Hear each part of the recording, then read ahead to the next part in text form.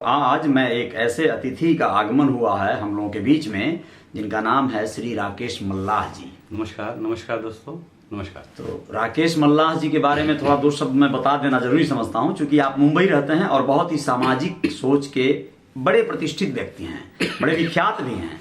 समाज में इनकी चर्चाएं बहुत सकारात्मक रूप में होती हैं, क्योंकि इन्होंने उस योग्य कार्य भी किया है। अपने जीवन को एकदम एक बच्चा जो गांव से उठ के मुंबई जैसे महानगर में पढ़ाई लिखाई करते करते स्वयं को स्थापित कर ले जाता है। नमस्ते जी।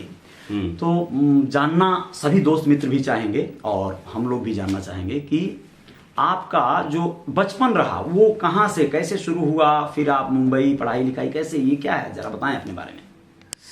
दोस्तों ऐसा है कि मेरी पैदाइश और सब कुछ मुंबई में ही हुआ है। अच्छा जी। और पिछले 50-51 साल से हम मुंबई में ही रहते हैं। मेरे जो दादाजी थे वो सन 60 के पहले मुंबई में आए थे। अच्छा। और एक मजदूर के रूप में आए थे और बड़ा संघर्ष किया था।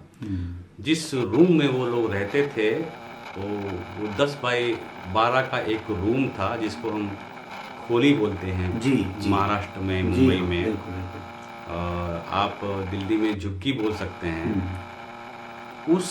आप बिलीव नहीं करोगे, उस वक्त उस दरमियान उस एक रूम में तकरीबन 60 से 100 लोग रहा करते। Oh my. आप सोचेंगे कि ये कैसे पॉसिबल है।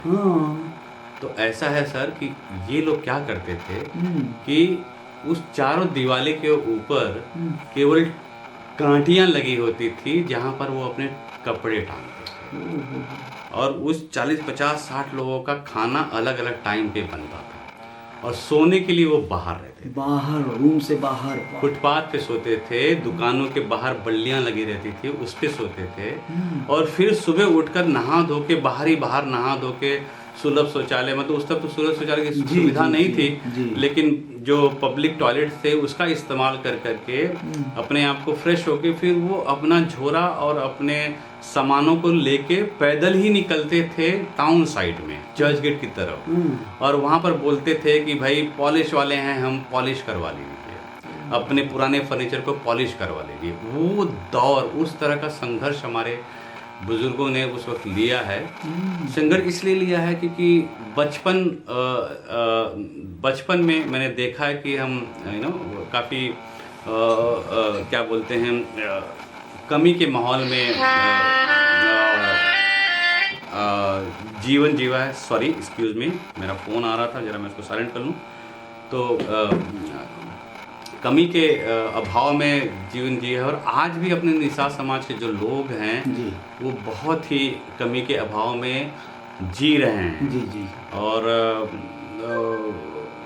वो उसके पीछे सिंपल सा कारण ये है कि शायद उनको अपॉर्चुनिटी नहीं मिली या उस तरह का परिवेश नहीं मिला कि वो ग्रो कर पाए। जी, मैं आपको बताना चाहता हूँ, मैं थोड़ा सा आपका ध्यान दिलाना चाहूँगा कि बहुत से लोग हैं जो यहाँ गांवों से निकलकर शहरों में, महानगरों में जाते हैं व्यवसाय, जॉब और कोई न कोई इस तरह के अपने जीविकोपार्जन हेतु।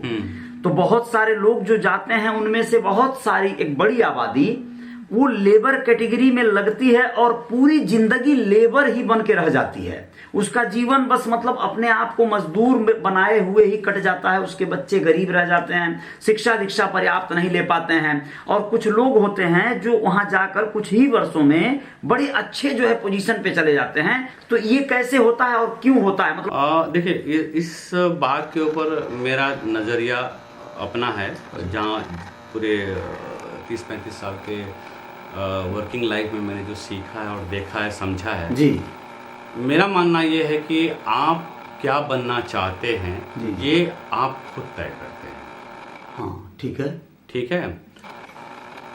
मदर नेचर ने, ईश्वर ने, अल्लाह ने, गॉड ने, जो भी आप जिसको आप अपना मानते हैं, उनकी आप पूजा करते हैं, अर्चना करते हैं, उन्होंने आपको एकदम बखूबी उसी तरह से भेजा धरती के ऊपर जैसे बाकी और लोगों को भेजा है। जी। लेकिन आप अपने बच्चों के अंदर क्या नर्चरिंग देते हैं, सिखावट देते हैं, उसके हिसाब से वो अपने चीज़ों को तय करते हैं। जी। एक 18 साल तक लड़का जो होता है, जब तक लड़का या लड़की जब होता है तब तक वो कई लाख बार अपने पारिवारिक जनों से, अपने लोगों से, अपने चित परिचित लोगों से, अपने मोहल्लों से, अपने टीचर से इतनी बार नो सुन चुका होता है जी कि उसको यस कब करना है जी। ये पता नहीं। जी जी जी जी ये बहुत बड़ी बात है, जी। ठीक है। जी। तो नेगेटिव बहुत ज़्यादा घर कर जाती है। तो जब कोई काम वो अलग करना चाहता है तो उसके मन में सबसे पहले आता है ये क्या, नो नहीं होगा, you know। तो सबसे पहले आपको इस डर को बाहर निकाल देना है। आप जो अपने जीवन में बनना चाहते हैं अच्छा वो आप बन सकते हैं। जी आप कुछ भी बनना चाहते हैं वो बन सकते हैं।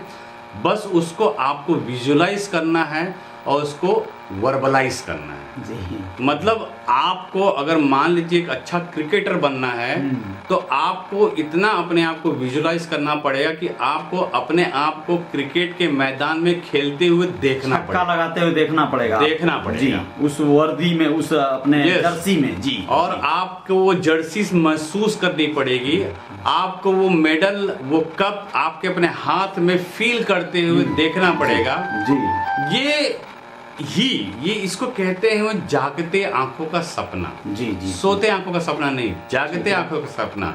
और उस सपनों को सच करने के लिए जब आप उसको वर्बलाइज करेंगे, आप कहेंगे कि मैं ये फलाना बन चुका हूँ, मैं ये फला बन चुका हूँ, एंड आप उसको जब ये करेंगे तो आपने एक बहुत फेमस डायलॉग एक फिल्म का सुना होगा कि जब आप किसी चीज को बहुत शिद्दत से चाहते हैं तो सारी कायनात आपके लिए वो दिलाने के लिए काम प्रयास करना शुरू कर देती है। और मानिए ये बात हकीकत है।